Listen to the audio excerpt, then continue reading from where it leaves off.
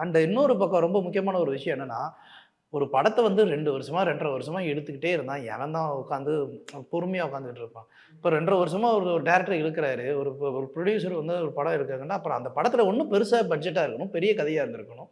ஒரு ரீமேக் கதைக்கு போய் இவ்வளோ தூரம் எடுக்கணுமா? அப்படிங்கிற ஒரு விஷயம். இதுல வந்து இப்போ ரீசென்ட்டா வந்து ஷூட்லாம் ஒண்ணு எடுத்து வச்சிருக்காங்க. சாங்ஸ் ஷூட்ஸ்லாம். "சவாடிக்கா" அப்படின்னு ஒரு பாட்டு. சாவாரிக்கா அப்படின்னு இத எடுத்து வச்சிருக்காங்க. பொங்கலுக்கு ஒரு ஹைப் குடுத்து, அப்டேட் குடுத்து, இது எல்லாமே வந்து முடிச்சு, இப்ப எடிட்டிங்ல, போஸ்ட் புரொடக்ஷன்ல பிரச்சனை அப்படின்னா, அப்படிலாம் கிடையாது சார். அது அது சாவாரிக்கா சாங்கே எனக்கு தெரிஞ்சு பேட்ச் ஒர்க்ன்னு சொல்லுவாங்க.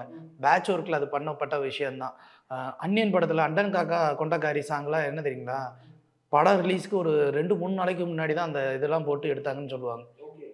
ஸோ இதெல்லாம் பேட்ச் ஒர்க். பேட்ச் ஒர்க்குக்குலாம் வந்து நம்ம வந்து இதனால தள்ளி போச்சு அப்படின்லாம் நம்ம சொல்லவே முடியாது. அண்ட் பெர்ஃபெக்ஷன் பார்க்குறவரு மகிழ் திருமேனி ரைட்டு. ஓவராலா மெயினா அங்க இருக்கிற ஒரு பிரச்சனை என்னன்னா, இந்த லீகல் இஷ்யூஸ் மட்டும் தான் ஒரு பிரச்சனை.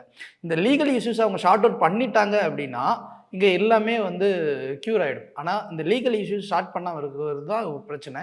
அண்ட் 2வது வந்து இன்னைய தேதிக்கு வந்து நம்ம என்ன ஒரு படம் பார்க்குறோமோ, வெப் சீரிஸ் மக்கள்லாம் தெளிவாயிட்டாங்க. ஒரு படம் பார்த்தாலும் நமக்கே தெரியுது, இது இந்த படத்துலருந்து ஆட்டைய போட்டது யாரு? அந்த படத்துலருந்து ஆட்டைய போட்டதுன்னு போஸ்டர பார்த்தே கண்டுபிடிச்சு சொல்லிர்றாங்க. அப்படி இருக்கும்போது, ஒரு படத்தோட கதைய நீங்க எடுத்து பண்ணும்போது, ஹாலிவுட்ல ஒரு ஹிட்டான ஒரு படத்து கதைய எடுத்து பண்ணும்போது, எல்லாருக்குமே தெரிஞ்சிரும்ல.